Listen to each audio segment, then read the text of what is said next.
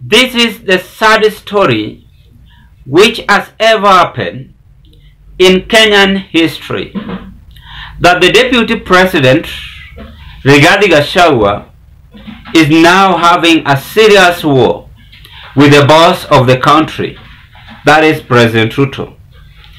Rigathi Gachagua accuses William Ruto of using and dumping him. I am no longer needed.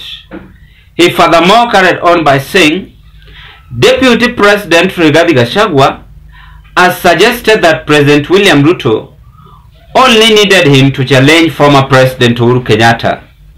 Gachagua said that now that Ruto and the Kenya Kwanza Alliance have won the election, he is no longer needed.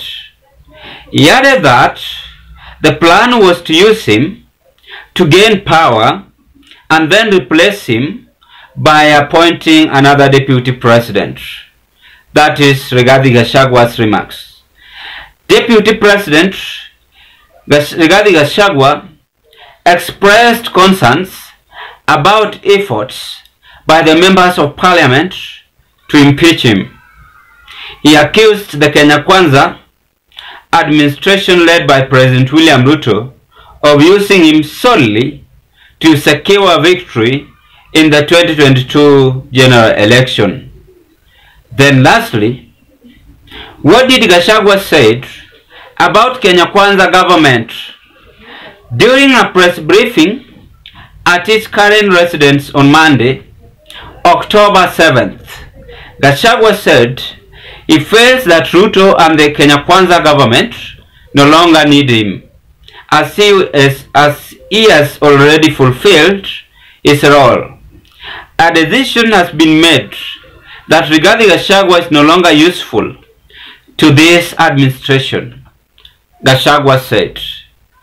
He appeared to suggest that President Ruto only needed him to challenge former President Uhuru Kenyatta to secure his power.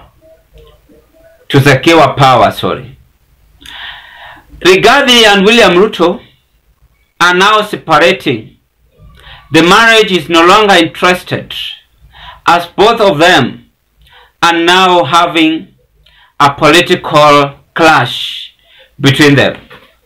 The advice I can give the son of Madira as a political analyst is, even if it happens to be impeached at the Senate, let him form his own political party and battle together with President Ruto 2027. I believe that if it happens so, then Rigathi might become the president in this country. When Rigathi combines with Kalonzo Musyoka and fight William Ruto, then Rigathi might be in the government 2027. Because Rigathi have exposed the government and even touched some of the sensitive secrets which is being done by President Ruto's administration. It is called illegal action, which they normally does while in power. And that is why Rigathi have now expressed his feeling by saying Ruto no longer needs him, because he have exposed William Ruto's administration. Rigathi's impeachment is coming only after 2 years they have been in the office. After, during inauguration, Rigathi stormed Kenyatta's family and accused Uhuru Kenyatta of supporting Raila Odinga. By that time, Raila Odinga get into Uhuru Kenyatta's administration and made the same mistake or the storm, which made Ruto to come out and even express his feeling against Uhuru Kenyatta over his betrayal.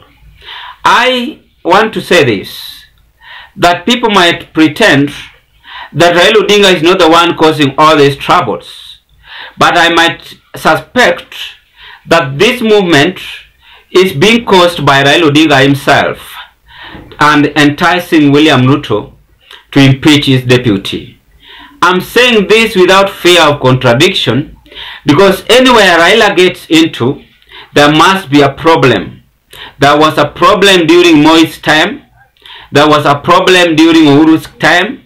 Today is again a problem Ruto's time. Ruto is using Raila Odinga to get Nyanza's votes because he believes that Raila Odinga might endorse him, and now he can survive without Rigathi Gachagwa's votes. But he don't understand that Central have large number of votes as compared to other counties. So whatever Rigathi Gachagua is saying is all about political split between the boss of the country, that is President Ruto, and Rigathi himself, the second in command. Rigathi is saying that is no longer needed in UDA. Immediately when Cleophas Malala, the Secretary General in UDA, was removed because he used to support Rigathi Gachagua, was also undermined because he had some intention to form his own political party. So if Rigathi wants to secure his political movement, he must form his political party and avoid begging President Ruto. If you beg human being too much, you become useless. The same way, if you work for someone several years, you become useless. And the only option they can do for you is to give you a leave and even pay you back at home, then telling you your job have come to an end because you are now useless. They have studied your skills.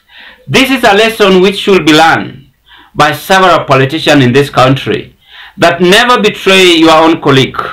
I know politics is a dirty game. Politics is always well planned, well drafted for any politician to achieve whatever he or she wants. And basically, William Ruto had interest to appoint Kithure Kindiki as his deputy president during 2022 January-August election. But unfortunately, because Kindiki was coward and never have that political courage, he was forced to appoint the son of Madira, Rigathi Gachagua, just to maintain that William Ruto is safe and not to be attacked by Uhuru Kenyatta. But Rigathi thought that it was easy, and now he had made it in life. Little did he not know that things might change, and obvious that is life. We must have a storm in life. So today, Rigathi have accused Ruto that Ruto have betrayed him. Could this be a political game plan also?